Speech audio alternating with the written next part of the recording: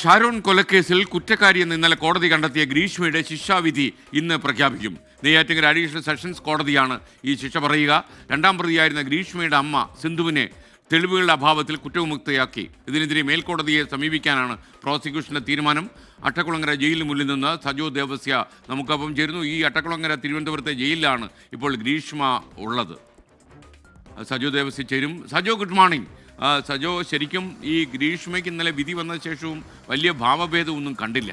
കാര്യം ഒരു ഉള്ളുറച്ച ഒരു ക്രിമിനലിനെ പോലെയായിരുന്നു അവരുടെ പെരുമാറ്റം. ഇന്ന് അറിയാം അവരുടെ തലവിധി. എസ്.കെ.എൻ, ഗുഡ് മോർണിംഗ്. ഈ ക്രൂര കൊലപാതകത്തിന്റെ ശിക്ഷാവിധി എന്ത്, ക്രൂരതയ്ക്ക് എന്ത് ശിക്ഷ എന്നത് അറിയാനുള്ള കാത്തിരിപ്പാണ്. ഇന്ന് 11 മണിക്ക് നെയ്യാറ്റിൻകര അഡീഷണൽ ജില്ലാ സെഷൻസ് കോടതി ഈ കേസിൽ ശിക്ഷാവിധി പ്രസ്താവം നടത്തും.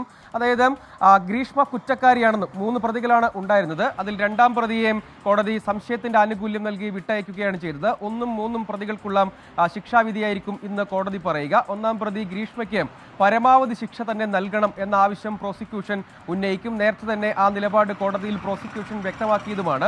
അതായത് കൊലപാതകം, തെളിവ് നശിപ്പിക്കൽ, തട്ടിക്കൊണ്ടുപോകൽ, ഗൂഢാലോചന അടക്കമുള്ള പ്രധാനപ്പെട്ട കുറ്റങ്ങൾ ഒന്നാം പ്രതിക്കെതിരെ കോടതിയിൽ തെളിഞ്ഞു. ആ കാര്യത്തിൽ അന്വേഷണ സംഘത്തിനും പ്രോസിക്യൂഷനും വലിയ നേട്ടം കോടതിയിൽ ഉണ്ടായി എന്ന് എടുത്തു പറയേണ്ടതുണ്ട്. അതുകൊണ്ട് തന്നെ ഈ കേസിന്റെ സ്വഭാവം പരിഗണിച്ച് റെയറസ്റ്റ് എന്ന ഗണത്തിൽ ഉൾപ്പെടുത്താവുന്നതാണ്. അതുകൊണ്ട് പരമാവധി ശിക്ഷ വേണം എന്ന വാദം മുന്നോട്ട് വയ്ക്കുന്നുണ്ട്.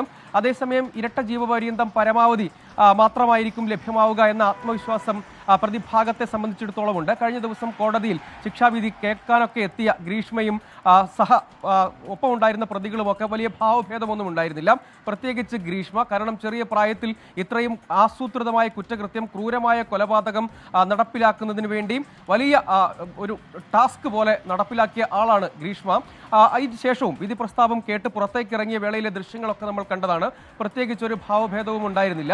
പ്രത്യേകിച്ചൊരു പ്രതികരണത്തിനും മുതിർന്നതുമില്ല. നേരെ അതിന് തൊട്ടു പിന്നാലെ പോലീസ് വൈദ്യപരിശോധന പൂർത്തിയാക്കി എനിക്ക് പിന്നിൽ കാണുന്ന അട്ടക്കുളങ്ങര വനിതാ ജയിലിലേക്ക് എത്തിച്ചു. ഇവിടെ നിന്ന് ഇന്നൊരു 9 മണിയോടുകൂടി പ്രതിയെ നേരെ നെയ്യാറ്റിൻകര കോടതിയിലേക്ക് കൊണ്ടുപോകും. 11 മണിക്ക് വിധി പ്രസ്താവം ഉള്ളതുകൊണ്ട് തന്നെ അതിനുശേഷം വീണ്ടും ഇതേ ജയിലിൽ തന്നെയായിരിക്കും. പിന്നീട് ശിക്ഷാവിധിയുടെ ഭാഗമായും സെൻട്രൽ ജയിൽ ഉൾപ്പെടെയുള്ള സ്ഥലങ്ങളിലേക്ക് മാറ്റേണ്ടതുണ്ടെങ്കിൽ കോടതി നിർദ്ദേശപ്രകാരവും മറ്റും ആ കാര്യത്തിൽ ആവശ്യമായ നടപടി പിന്നീടായിരിക്കും ഉണ്ടാവുക. ഏതായാലും ഒന്നാം പ്രതി ഗ്രീഷ്മ, മൂന്നാം പ്രതി ഗ്രീഷ്മയുടെ അമ്മാവൻ കൂടിയായ നിർമ്മലകുമാരൻ, ഈ 2 പേർക്കുമുള്ള ശിക്ഷാവിധിയായിരിക്കും പറയുക. നേരത്തെ രണ്ടാം പ്രതിക്ക് സംശയത്തിന്റെ ആനുകൂല്യം ലഭിച്ചു എങ്കിൽ പോലും പ്രോസിക്യൂഷൻ മുന്നോട്ട് വെച്ച വാദങ്ങളൊക്കെ തന്നെ കോടതി അംഗീകരിക്കുന്ന കാഴ്ചയാണ് കണ്ടത്. ഈ കേസിനെ സംബന്ധിച്ച് ഒരു പ്രത്യേകത നമ്മൾ കാണേണ്ടത് വിഷം കൊടുക്കുന്നതിന് ദൃക്സാക്ഷി ഇല്ല എന്നതൊരു പ്രധാനപ്പെട്ട കാര്യമാണ്. മറ്റൊന്ന്, മരണക്കിടക്കയിൽ പോലും ഷാരോൺ പ്രണയിനിയെ വിശ്വസിച്ചിരുന്നു. ഷാരോൺ തന്ന കഷായം കുടിച്ചു എന്ന് പറയുമ്പോഴും അതിൽ കുറ്റപ്പെടുത്തലിന്റെ ലാഞ്ചന യഥാർത്ഥത്തിൽ മരണമൊഴിയിൽ ഉണ്ടായിരുന്നില്ല എന്നതാണ്.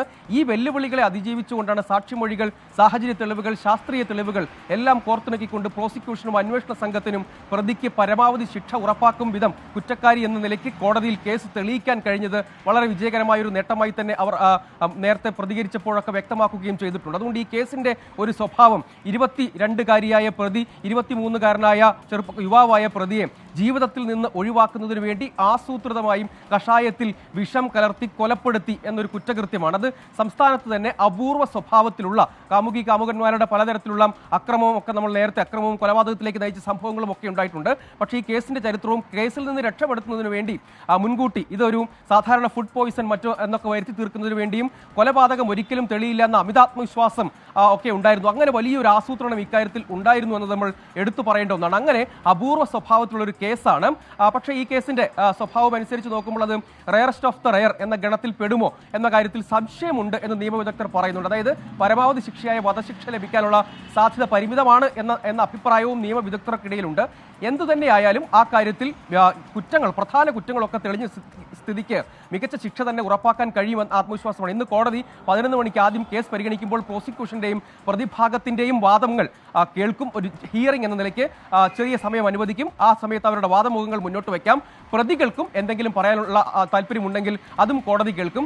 അതിനുശേഷം ഒരു 11:15 കൂടിയെങ്കിലും ഇക്കാര്യത്തിൽ 11:15, 11:20 കൂടിയെങ്കിലും ഈ കേസിൽ ശിക്ഷാവിധി പ്രസ്താവം ഉണ്ടാകുമെന്നാണ് ഈ ഘട്ടത്തിൽ നമ്മൾ കരുതുന്നത്. S K. Okay, thank you Sajo Devasi. എന്തായാലും ഷാരോൺ വധക്കേസിൻ്റെ വിധി ഇന്ന് വരികയാണ്. നെയ്യാറ്റിൻകര അഡീഷണൽ സെഷൻസ് കോടതിയാണ് വിധി പറയുക. കേരളം മുഴുവൻ മനസാക്ഷിയെ ഞെട്ടിച്ച ഒരു കേസായിരുന്നു അത്. നിങ്ങൾക്കറിയാം, ഗ്രീഷ്മയുടെ കാമുകനായിരുന്ന ഷാരോൺ രാജിനെയാണ് ഒഴിവാക്കാൻ വേണ്ടി കഷായത്തിൽ വിഷം കലർത്തി കൊടുത്ത് കൊലപ്പെടുത്തിയത്. കേരളം മുഴുവൻ ശ്രദ്ധിച്ച ഒരു കേസാണ് ഇത്. അതുകൊണ്ട് തന്നെ ഈ കേസിൻ്റെ വിധിയും നമ്മൾ കാത്തിരിക്കുകയാണ്.